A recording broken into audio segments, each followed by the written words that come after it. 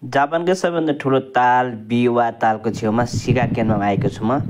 यहाँ चाहिँ मेरो यो सिकाकलमा चाहिँ यो भुतिया घरमा चाहिँ मेरो यो बास हुनेछ है। हेर्दाखेरि भूत बस्ने घर जस्तै छ यो। यहाँ मेरो एकजना दादाले चाहिँ यहाँ रुम लिनुभएको रहेछ। उहाँ चाहिँ बस्नु हुँदैन। म बाहिर होटलहरूमा बस्नु र अरू साथीहरूमा शरण लिनुभन्दा चाहिँ यहाँ खाली रुम भएकोले चाहिँ म यहाँ बस्न भनेर आएको छु। यो हेर्दाखेरि त बाहिर अति नै नराम्रो छ। दाइले पनि भन्नुभएको है कलर सलर छैन, भित्र चाहिँ ठिकै छ, गएर हेर नबस भन्नुभएको थियो।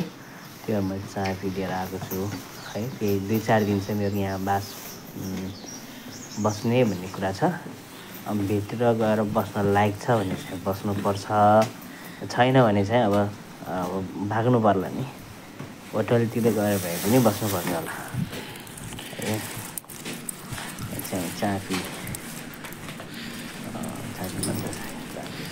खोल्नुपर्छ।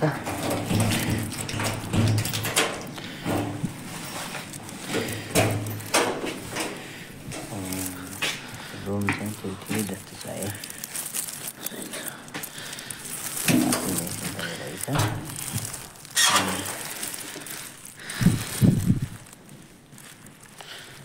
एउटा रुम रहेछ है।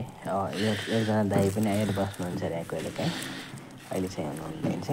त्यसै गरी यहाँ टोइलेट रहेछ, यता बाथरुम रहेछ है, बेसन पनि रहेछ। अनि कार्टुनको यता कम्प्युटरहरू कुर्सीको सेटअप पनि रहेछ यहाँ। अनि राखेको रहेछ। अनि यता बेडहरूकै बिस्ताराहरू पनि रहेछ है यहाँ चाहिँ। त्यसै गरी यतातिर चाहिँ किचन रहेछ। अनि किचनमा चाहिँ एउटा फ्रिज पनि रहेछ है यहाँ। त्यसै गरी चाहिँ फ्रिजमा केही पनि छैन है, सायद चलेको छैन होला। अनि भाँडा धुने ग्यासहरू पनि रहेछ यहाँ चाहिँ।